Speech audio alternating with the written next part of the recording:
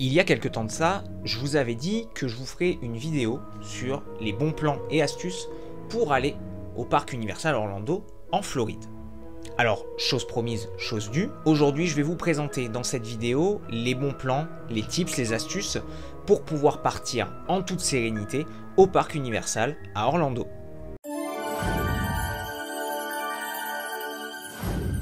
Alors il faut savoir quelques petites choses avec ce voyage. Pour ma part, je suis parti en Floride en juillet 2018. Par conséquent, il y aura peut-être certaines choses qui auront un peu bougé. J'ai essayé de faire en sorte que les informations soient toujours plutôt correctes, mais selon le moment où vous regarderez cette vidéo, peut-être que certaines choses auront changé, je m'explique. Actuellement, ils sont en train de construire une extension au parc Universal Orlando appelée le Epic Universe. Cette extension fera la taille des 3 parcs déjà présents et donc forcément, peut-être que les prix que je vais vous présenter dans cette vidéo concernant les billets d'entrée, d'hôtel, etc. auront peut-être changé. Malgré tout, ça ne changera pas les petites astuces que je vais pouvoir vous donner qui, elles, je pense, ne changeront pas d'ici là. On va commencer avec le plus évident, l'avion. Pour ma part, j'avais fait quelques petites recherches sur les vols d'avion et j'avais été sur le site Kayak. À l'époque, ce site, et c'est toujours le cas, regroupait beaucoup de compagnies aériennes qui permettaient de voir quels étaient les vols les plus avantageux ou avec le plus d'options, etc. Ça permettait par exemple de pouvoir, si on voulait plus de bagages, avoir un vol avec plus de bagages. Si on voulait le vol le moins cher, avoir le vol le moins cher, avec le moins d'escale, avec le plus de temps, etc. Le moins de temps. Voilà, ça permettait de regrouper ça. Aujourd'hui, il y a énormément de sites qui le font, mais à l'époque, c'est vrai que Kayak était un des seuls, du moins le plus reconnu. Je me rappelle qu'on avait pris un vol de mémoire Iberia, donc qui est une compagnie espagnole d'aviation. Alors, les vols étaient très longs, puisque on avait, nous, personnellement, choisi le moins cher. Du coup, forcément, qui dit le moins cher dit beaucoup d'escales, mais on était prêt à sacrifier, du coup, ce côté rapidité pour le prix. On était jeunes, on n'avait pas forcément beaucoup d'argent, je travaillais depuis pas très longtemps, ma compagne, elle, était encore en études, donc forcément, c'était des choses qui nous permettaient d'économiser pour avoir un peu plus d'économie et un peu plus d'argent sur le voyage. Maintenant, on va parler forcément de la question qui fâche, à savoir le prix. Alors, moi, ce que je vous conseille de faire déjà, dans un premier temps, c'est de vous y prendre en avance. C'est le secret. Ne vous prenez pas 2 mois avant pour commander vos billets, ça ne servira à rien. Alors certains vous diront que si, on peut avoir au dernier moment des vols qui se rajoutent, qui sont pas chers par certaines compagnies. Mais moi, j'ai tendance plutôt à jouer la sécurité. Commandez vos billets d'avion au minimum 6 mois à l'avance. Pour notre part, c'est ce qu'on avait fait. On avait commandé les billets en décembre, si je ne dis pas de bêtises, décembre 2017 pour un départ en juillet 2018. Donc vous voyez, on était même plus de 6 mois à l'avance. On était sur quelque chose comme 7 mois et demi. À savoir que par billet d'avion, nous étions à 340 € aller, 340 € retour pour une période de 10 jours. Parce que oui, c'est quelque chose qui va compter, le moment de votre départ, le moment de votre retour. En effet, si vous prenez par exemple un vol sur une courte période ou sur une plus longue période, les prix vont varier, car les prix ne seront pas forcément les mêmes en fonction des sites, en fonction des périodes sur lesquelles vous partez. Nous, on est parti, comme je vous le disais, en juillet 2018. Avec du recul, je vous conseillerais de partir à une toute autre période. Pourquoi ? Déjà, personnellement, je trouve que 680 € par personne, aller-retour sur 10 jours pour partir aux États-Unis en pleine saison, c'est pas le plus excessif qu'on ait pu voir. Mais ce qu'il faut savoir, c'est que la Floride est un État des États-Unis qui dispose d'un climat tropical. Donc très clairement, il fait chaud toute l'année, il fait humide toute l'année, il fait lourd toute l'année. Pour tout vous dire, nous quand on est parti, il faisait dans les 36-38 degrés constamment. C'est pas une chaleur comme on connaît en France avec un soleil vraiment qui tape, qui fait mal. Non, c'est une chaleur lourde, humide, c'est tropical. Donc forcément, Voilà, c'est des températures qui sont assez élevées, mais qui sont présentes toute l'année. Donc finalement, partir au mois de juillet ou au mois d'octobre ne change finalement pas grand-chose. Et moi, ce que je vous conseillerais, c'est ça, c'est de partir hors saison. Soit entre avril et mai, soit entre septembre et octobre. Premièrement, vous allez vous éviter le flux de touristes. Il y en a beaucoup à cette période, surtout au parc Universal. Et deuxièmement, vous allez pouvoir bénéficier de tarifs sur vos billets d'avion et sur vos prix d'hôtel. C'est quelque chose que nous, on ne savait pas forcément le premier coup, et après avoir regardé, les tarifs d'avion, surtout d'avion, sont beaucoup moins chers sur les périodes hors saison. C'est un peu partout pareil, mais ici ça se vérifie beaucoup. On est quand même des fois, ça dépend des périodes toujours, hein, mais on est quand même sur du 50% moins cher. Donc ça peut quand même valoir le coup. Deuxième chose, après les billets d'avion, à penser à tout prix, l'ESTA. Qu'est-ce que l'ESTA? C'est le visa, tout simplement, de tourisme pour aller aux États-Unis. Il se fait sur demande sur le site officiel de l'ESTA. Ne vous faites pas avoir par des sites qui vous proposent des tarifs hallucinants. L'ESTA, ça coûte quelque chose comme 11 $. C'est pas cher, c'est très peu onéreux. Et si ça coûte plus de 15 €, ne cherchez pas, c'est une arnaque. Quand vous tapez ESTA, il y a un seul site normalement qui doit revenir, je vous le mets à l'écran. Autre chose bien entendu à penser, les passeports à jour. C'est quelque chose auquel des fois on ne pense pas au dernier moment, et très honnêtement, je vous conseille de faire comme j'ai fait pour ma part. J'avais pas de passeport au moment où je suis parti aux États-Unis, j'en ai fait faire un pour ce voyage-là.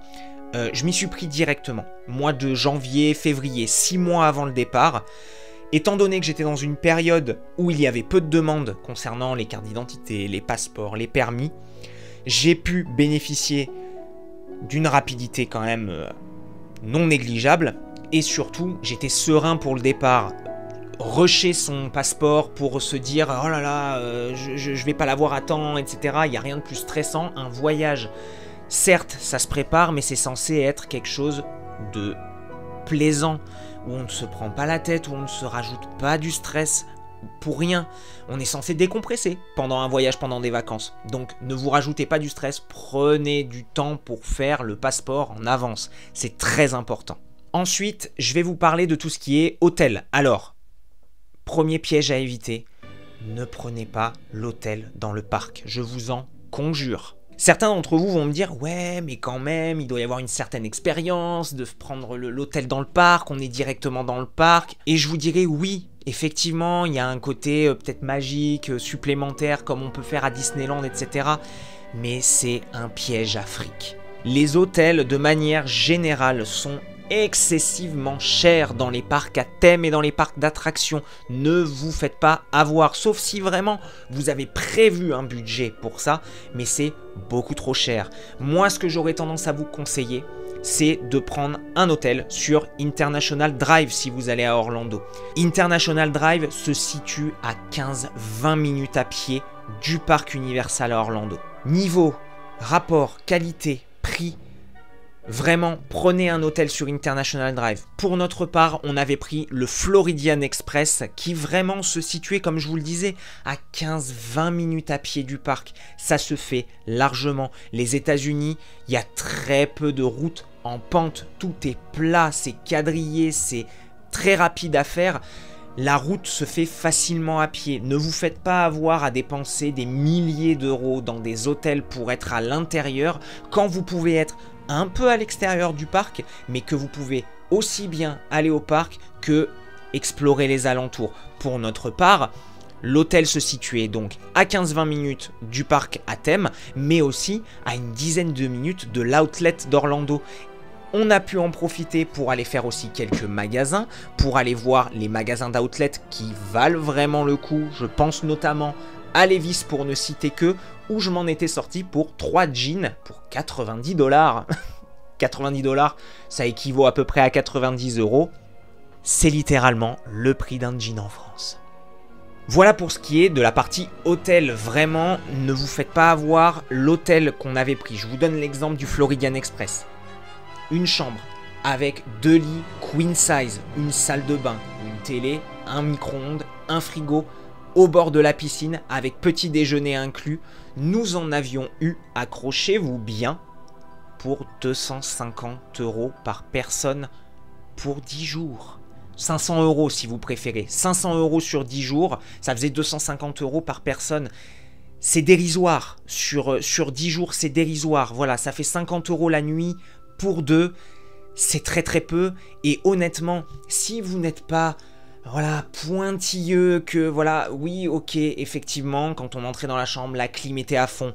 Mais ça, je vous le dis, c'est partout pareil à Orlando. Il fait tellement chaud, les clims sont à bloc. Si vous n'êtes pas à cheval là-dessus, si vraiment vous voyez comme moi que l'hôtel, c'est fait pour dormir, c'est pas fait pour y passer toute sa vie, ça ira très bien. Oui, on n'est pas sur de l'hôtel 5 étoiles, mais est-ce que c'est vraiment ce qu'on recherche quand on va principalement faire un parc à thème? Je ne pense pas. Enfin, je vais vous donner le dernier point, et non pas des moindres, le prix des billets. Alors, ça a un peu changé, mais je vais vous donner les tarifs de ce que moi j'avais quand on est parti en 2018. Donc n'oubliez pas que tous les tarifs que je vous donne sont adaptés à 2018. Certains tarifs ont pu un peu augmenter, pour certains baisser, mais n'oubliez pas que malgré tout, ça reste quand même assez accessible. On n'est pas passé du simple au double en l'espace de 5-6 ans.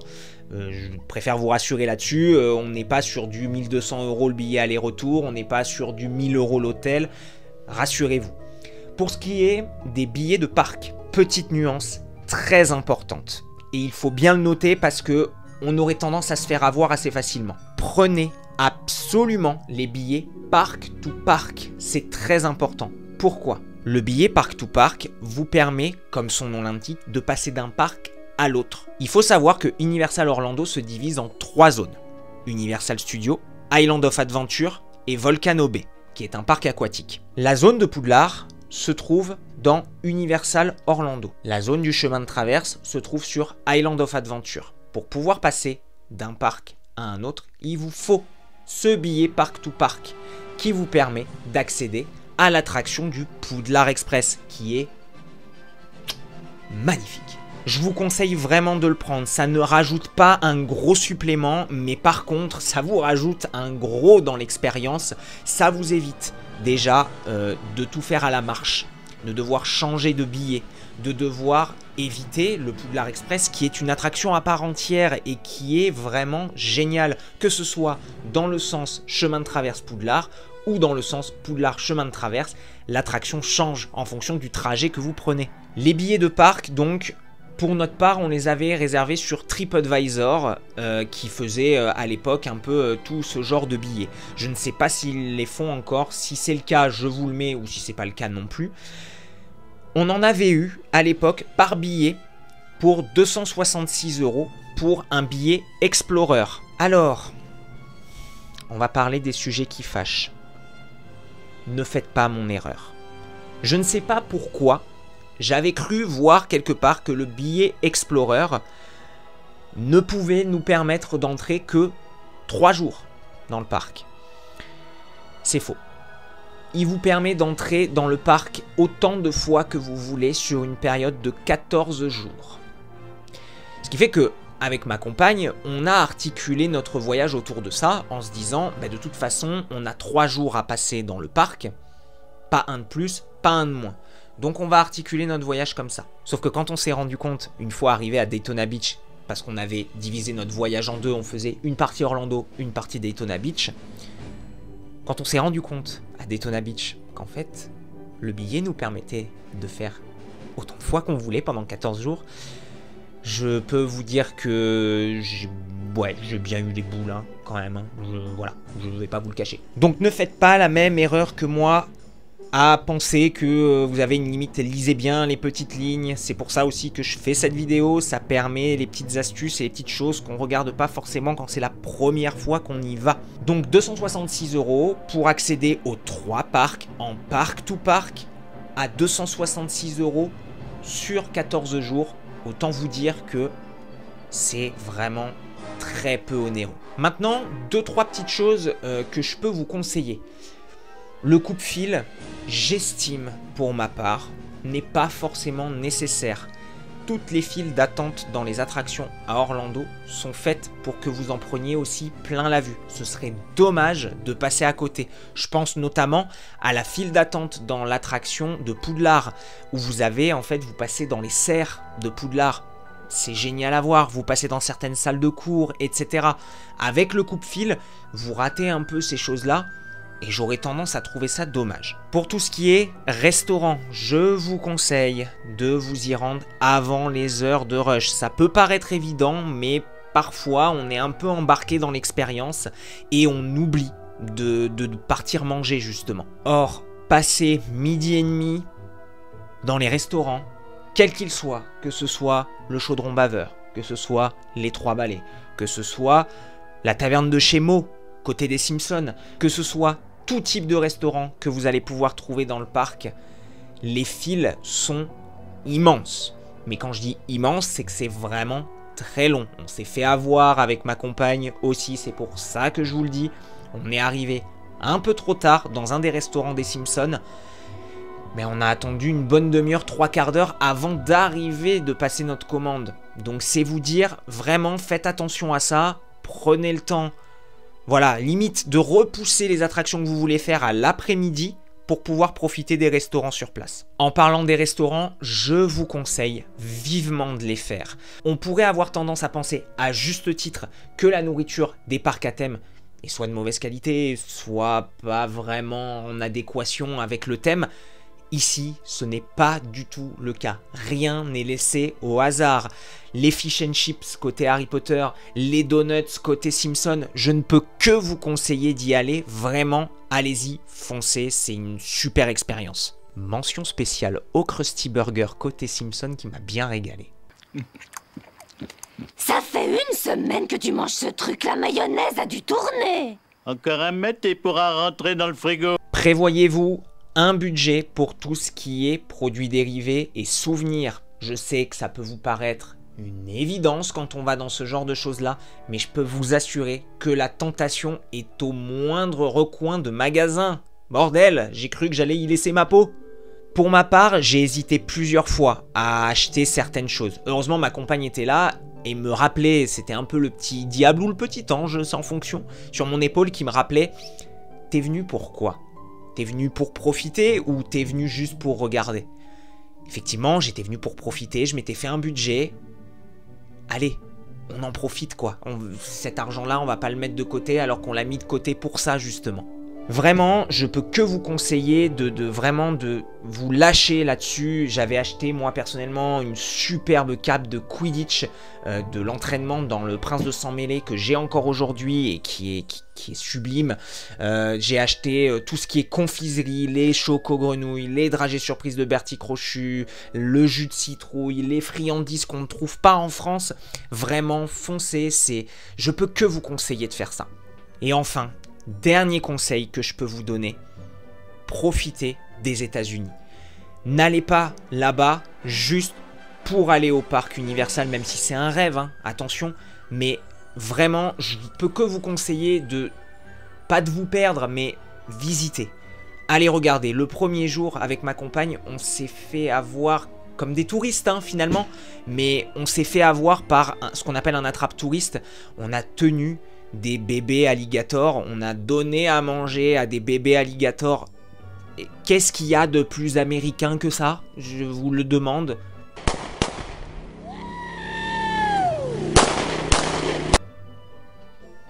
Oui. Je vous conseille vraiment de regarder la richesse un peu de ce pays aussi. On a tendance à critiquer à tort et à travers, à dire qu'ils sont idiots, qu'ils sont bêtes, qu'ils ne connaissent rien. On a fait de super rencontres là-bas, de gens qui connaissaient notre ville.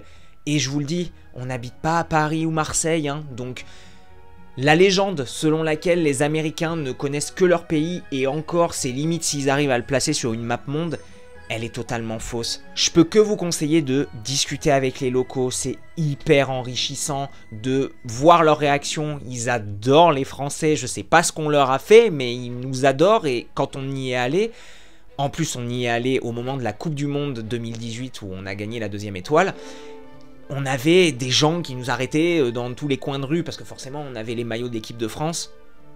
C'était super et vraiment, vraiment, ne partez pas avec des préjugés, allez-y, vraiment l'esprit complètement ouvert.